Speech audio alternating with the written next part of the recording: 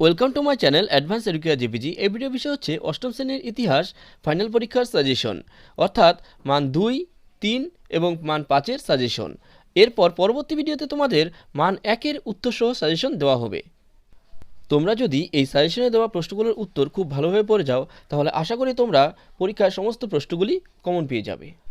অষ্টম শ্রেণীর ইতিহাস মান 2-এর গুরুত্বপূর্ণ প্রশ্নগুলি হলো: 1 নম্বর, মাতঙ্গিনী হাজরা স্মরণীয় কেন? 2 নম্বর, গান্ধীজির সত্যাগ্রহ আদর্শের মূল ভাবনা কী ছিল?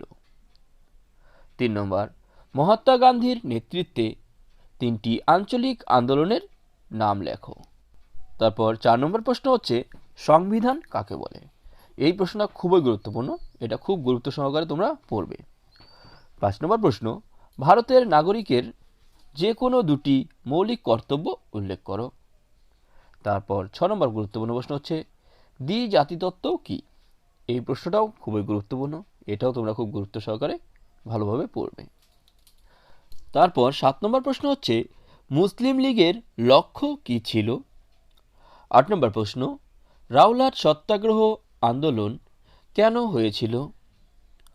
9 নম্বর গুরুত্বপূর্ণ প্রশ্ন হচ্ছে রেড ক্লিফ লাইন কি? তারপর 10 নম্বর প্রশ্ন হচ্ছে কাকে কেন সীমান্ত গান্ধী বলা হয়? এই প্রশ্নটা খুবই গুরুত্বপূর্ণ, এটাও তোমরা খুব ভালোভাবে পড়বে। তারপর 11 নম্বর প্রশ্ন হচ্ছে মেকলে মিনিট কি? 12 নম্বর প্রশ্ন, কে কবে বিধবা বিবাহ আইন চালু করেন? এই প্রশ্নটা খুবই গুরুত্বপূর্ণ, এটাও ভালোভাবে পড়ে যেও। তারপর 13 নম্বর প্রশ্ন, রাওলাট আইন কি? তারপর 14 নম্বর প্রশ্ন, ভারতের সংবিধানে ধর্মনিরপেক্ষ শব্দটির তাৎপর্য কি? তবে এই প্রশ্নটা অন্যভাবেও আসতে পারে যে ভারতের সংবিধানে ধর্মনিরপেক্ষ বলতে কি বোঝায়? এই প্রশ্নটা খুবই গুরুত্বপূর্ণ, এটা খুব ভালোভাবে তোমরা পড়বে। তারপর 15 নম্বর গুরুত্বপূর্ণ প্রশ্ন হচ্ছে কৃষক প্রজা পার্টির মূল বক্তব্য কি ছিল? 16 নম্বর প্রশ্ন হচ্ছে হিউম ডাফরিন ষড়যন্ত্র তত্ত্ব কি? 17 নম্বর প্রশ্ন, পাকিস্তান প্রস্তাব কি?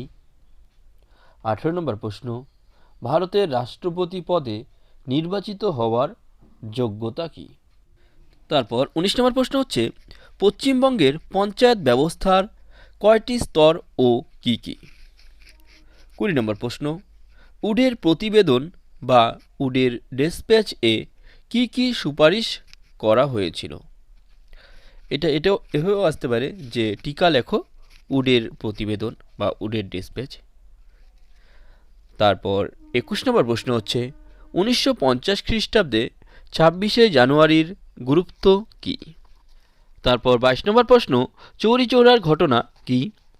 তবে এটা টিকা হিসেবেও আসতে পারে যে টিকা লেখো চৌরি চৌরার ঘটনা।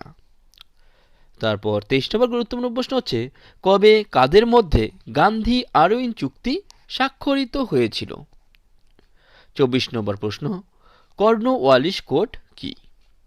তবে এটাও টিকা হিসেবে আসতে পারে যে টিকা লেখো কর্নওয়ালিস কোড।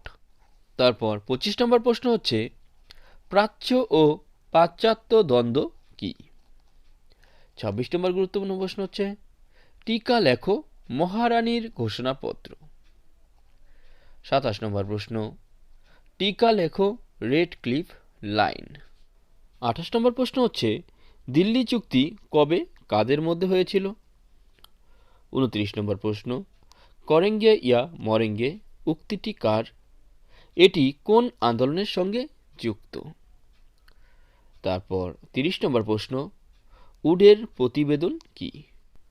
এরপর মান 3-এর জন্য যে সমস্ত গুরুত্বপূর্ণ প্রশ্নগুলো তোমাদের পড়তে হবে সেগুলো হচ্ছে 1 নম্বর, অনগ্রসর জাতি ও উপজাতি বলতে কি বোঝায়? 2, সাইমন কমিশনের বিরুদ্ধে গণ আন্দোলন গড়ে উঠেছিল কেন? 3, গান্ধী আরউইন চুক্তির শর্ত কি ছিল? তারপর 4 নম্বর প্রশ্ন হচ্ছে মন্টেগু চেমসফোর্ড সংস্কার আইন কি? 5, ভারতের সংবিধানের প্রস্তাবনায় সাধারণতন্ত্র কথাটির তাৎপর্য কি? 6, সংবিধানে উল্লেখিত নাগরিকদের মৌলিক অধিকারগুলি কি কি? তারপর 7 নম্বর প্রশ্ন হচ্ছে দ্বি-জাতিতত্ত্ব বিচ্ছিন্নতাবাদে কিরূপ প্রভাব ফেলেছিল? 8. বাংলার সমাজ সংস্কার আন্দোলনে রাজা রামমোহন রায়ের অবদান কী ছিল? 9. স্বামী দয়ানন্দ সরস্বতীর আর্য সমাজ সম্পর্কে যা জানো লেখো। 10. ভারতের সংসদীয় শাসন ব্যবস্থায় প্রধানমন্ত্রীর ভূমিকা আলোচনা করো। 3 নম্বরের জন্য এই 10টা প্রশ্ন পড়লেই তোমাদের আশা করি হয়ে যাবে।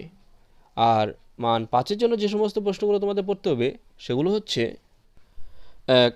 ভারতের স্বাধীনতা আন্দোলনে নেতাজি ও আজাদ হিন্দ ফৌজের ভূমিকা কী ছিল? এই প্রশ্নটা খুব গুরুত্বপূর্ণ, এটা তোমরা খুব ভালোভাবে পড়বে। তারপর 2 নম্বর, অসহযোগ আন্দোলনের ফলাফল আলোচনা করো। 3.